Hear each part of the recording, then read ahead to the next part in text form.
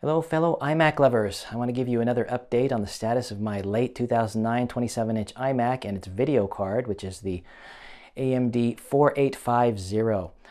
You'll know from my last video, which was the third time I've baked the video card, that my second bake lasted a full 2 years and 9 months. Prior to that, the first bake lasted 4 months. Why that lasted only 4 months, I'm not really sure, probably the paste, but anyway, the second bake is really the key. I can't guarantee that all of you would receive that 2 years and 9 months of time. Some of you might even get more, some of you might get less. But I do read and reply to every comment, and I know that the bake works for the vast majority of people, and there are a significant number of people that has lasted more than a year. So if lasting a year or more is worth it to you, then maybe investing a little bit of money in the paste that I recommend and a Saturday of time would make it worthwhile. But in this video I have some, well, just like the last video, both good news and bad. So I'll start off with the bad news. As I mentioned last time, my second bake video failed. The screen would flicker on sometimes, but for the most part it was dark. It's definitely the video card again. So I baked that video. I showed you little bits and pieces of what I did. I didn't need to rehash my first and second bake videos for you. And I showed you that I had baked it a third time, and then I applied a thermal grizzly cryonaut to the GPU simply because I did not have any newer paste than that. And it's not electrically conductive, it's not capacitive, so it's perfectly fine in the GPU. But I broke my own rule and I used older K5 Pro. I used the older K5 Pro, which came in this chapstick form that I had used, well, 2 years and 9 months prior. And you're not supposed to use paste, really, according to the manufacturers, that's more than a year old. But I said, well, you know, being a poor man that I am, I just want to use it, and I had it sealed up pretty good, maybe it'll work. Well, I used that, and it lasted about a week, and then it died. So I posted a pinned comment under that video to update everybody on the situation, and I reported that fact. And I mentioned that what I was going to do is bake it a fourth time. Of course, you have to open it up again, you have to clean everything off, and you have to bake it at the same 10 minutes at 200 degrees Celsius. And then, of course, reapply all your paste. And this time, I wasn't going to make the same mistake again, so I ordered fresh K5 Pro, which comes in this little packet this time. It's a little tub with a little spatula, but it's the same stuff. So whether you buy this in this form of K5 Pro or the little chapstick form, it's the same content on the inside. And since I still had more of my thermal grizzly cryonaut, this is not the electrically conductive stuff, by the way. Okay, it is not capacitive, not electrically conductive. And I reapplied the cryonaut on the GPU only. That is key. Some of you are putting CPU, GPU paste on everything, and that is not correct. The reason why is because there is a gap of like 3 millimeters or more between the top of the memory chips and the bottom of the heatsink. It's a gap, okay? And these cryonaut pastes are excellent pastes, but they are not made to fill gaps. They're not. What these pastes are for is you have the top of your CPU, or in this case, a GPU. The heatsink will come down right on top of it. It will touch it. And you might say, why do we even need paste if it touches? Well, there are microscopic pits and valleys in there that you cannot see. There's even a little bit of printing on the top of the GPU. And so to make sure that it maximizes the surface area contact of the top of your GPU chip and the bottom of your heatsink, you need something to fill in those microscopic pits and valleys with a very thin film, and that's what these pastes are made for, like thermal grizzly cryonaut. And actually, this is about the best one you can buy. But K4 Pro, I've been recommending that, and that's not a bad paste either. And again, the only reason I used cryonaut is because this was something I used to repaste my 2015 15-inch MacBook Pro with less than a year ago, and so it's still fairly new. Anyway, if you look at the side of your video card in your iMac, you will see that there's a gap, a big gap between the memory chips and the heatsink. And you might say, well, why did Apple do that? It's because they wanted to make the heatsink compatible with a variety of different cards, and some memory chips were raised up more than the others, and maybe they had some other reasons too, but basically they wanted to make the heatsink kind of universal because it's very costly to make those metal heatsinks, and they left the gap there. Now, it's not necessarily that bad because you're going to put usually a thermal pad in there, and that's what Apple did originally. They put a thermal pad in there, which means it's not made out of the same stuff as this Thermal Grizzly or Arctic Silver 5 or MX4 or whatever paste you normally use. Thermal pads actually don't transfer that much heat because they're used on chips other than a GPU or a CPU. In other words, the memory chips.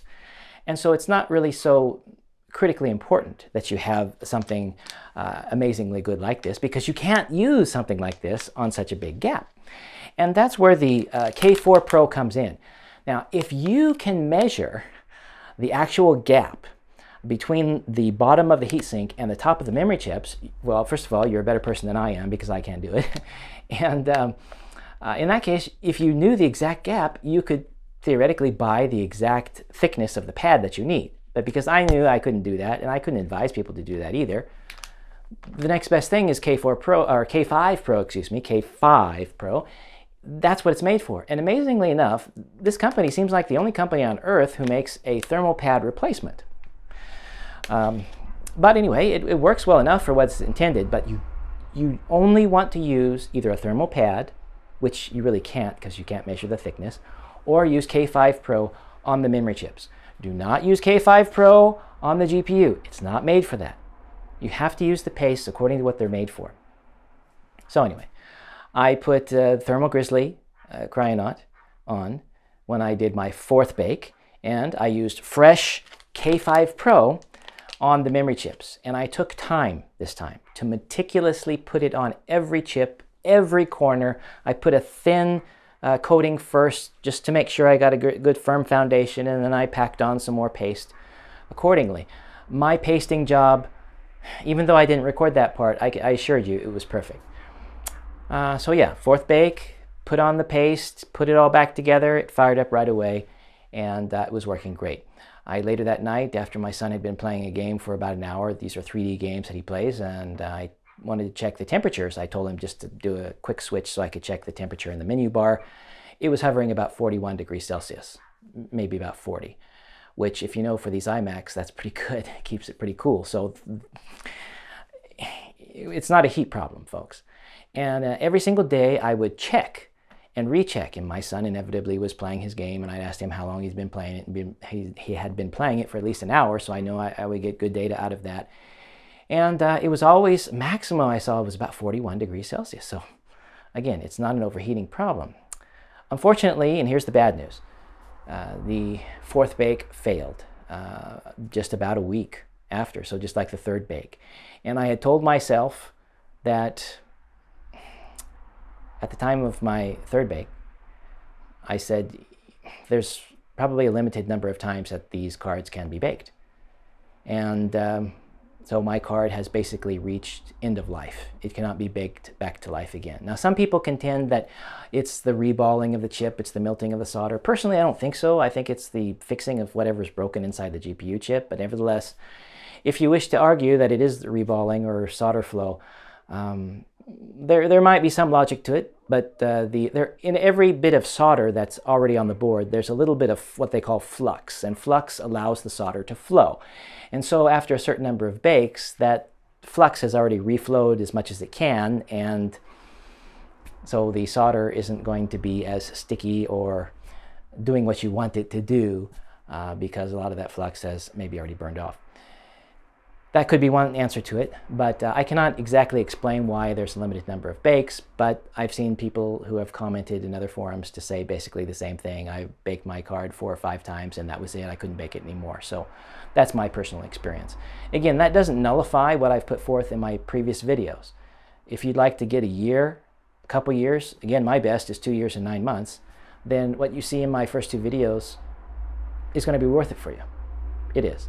But again, use K5 Pro on the memory chips and use either K4 Pro on the GPU or use Thermal Grizzly Cryonaut. By the way, I actually ordered the K5 Pro and it I didn't order K4 Pro, but they shipped it with a tube of that. So I have a fresh unopened tube of that. I don't know if that's going to be what you're going to get as well, but they shipped it from the UK because they didn't have it here in Japan. And there's nothing wrong with K4 Pro. Cryonaut is better, but it's not going to give you more life out of these cards. And you might say, okay, what are you going to do now? Are you going to buy a new Mac? Well, because of my financial situation, I'm in some pretty dire straits, and I actually have been since before Corona.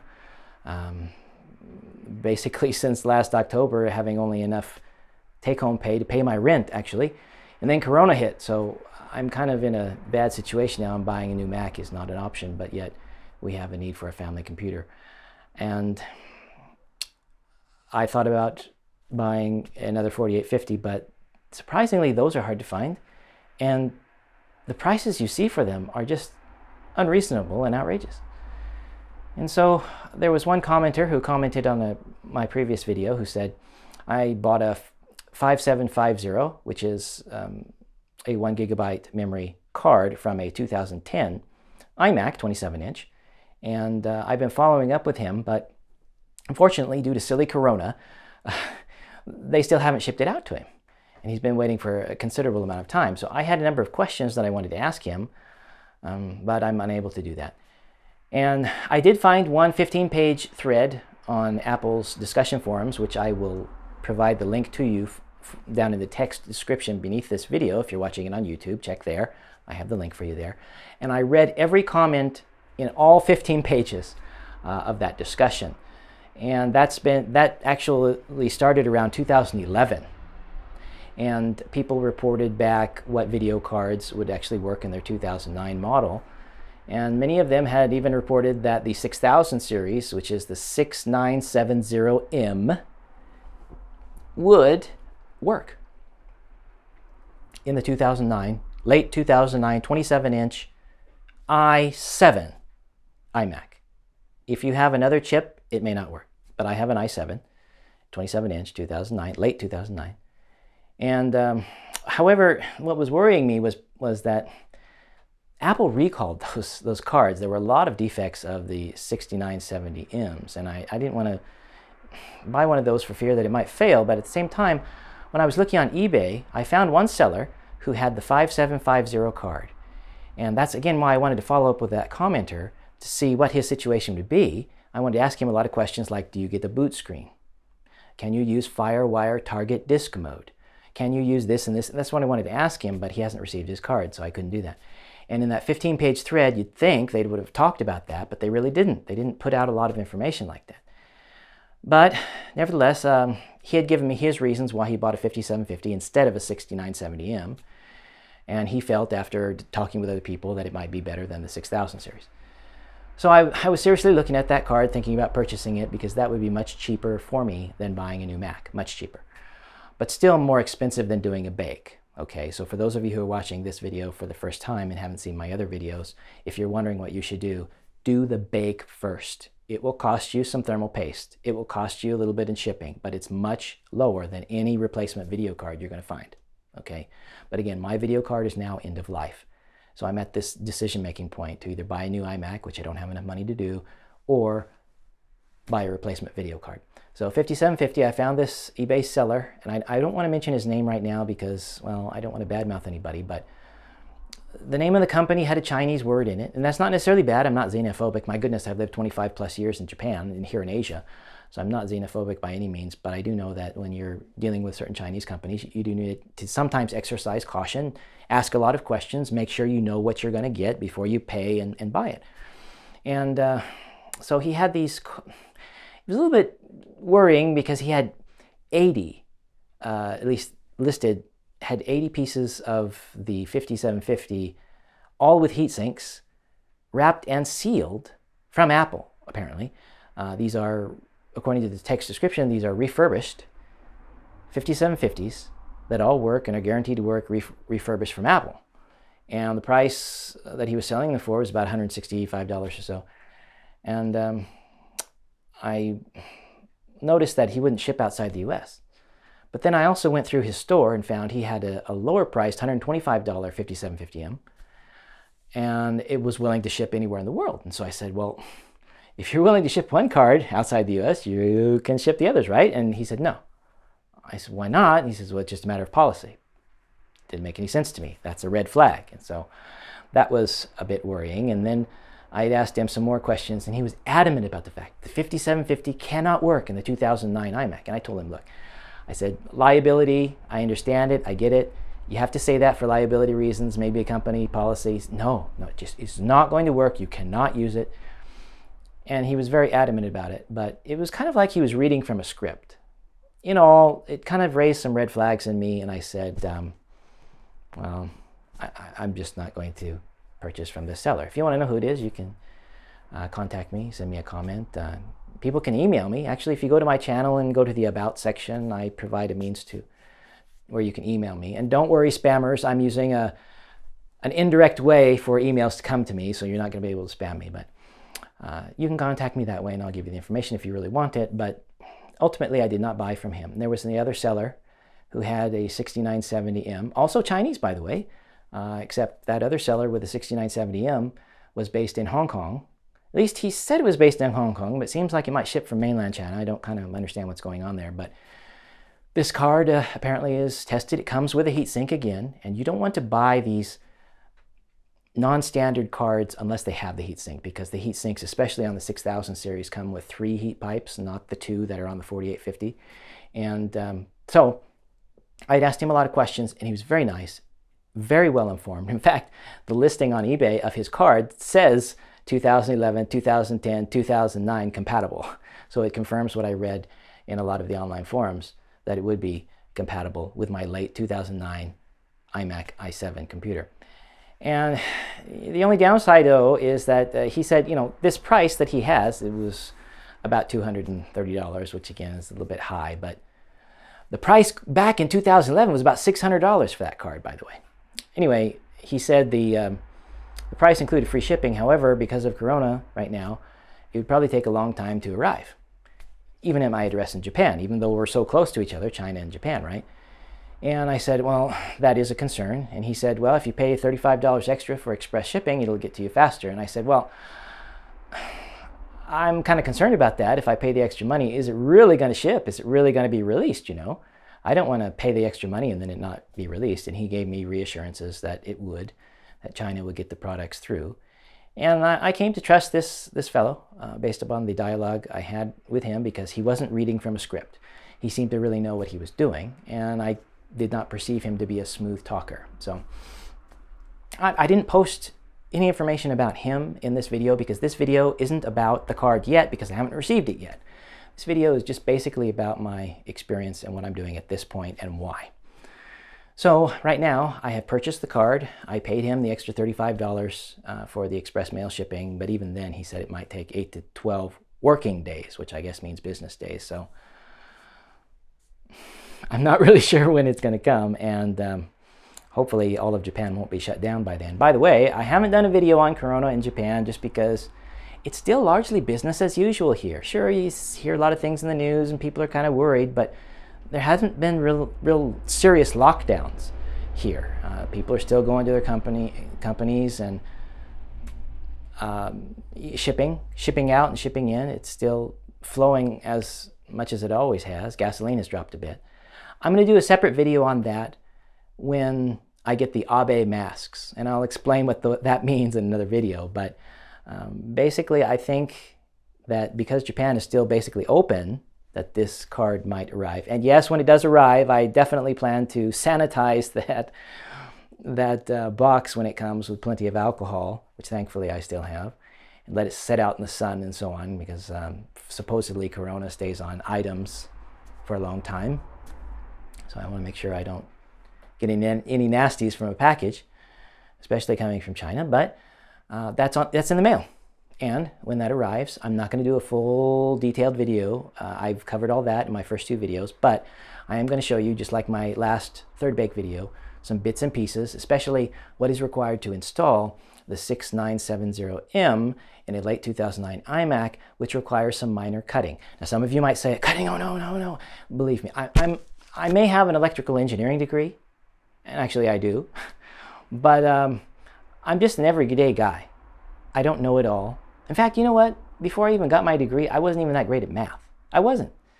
It was mainly, I loved computers, I loved electronics, and I had an inspirational high school instructor in my senior year. I took an elective in the city of Fresno, California.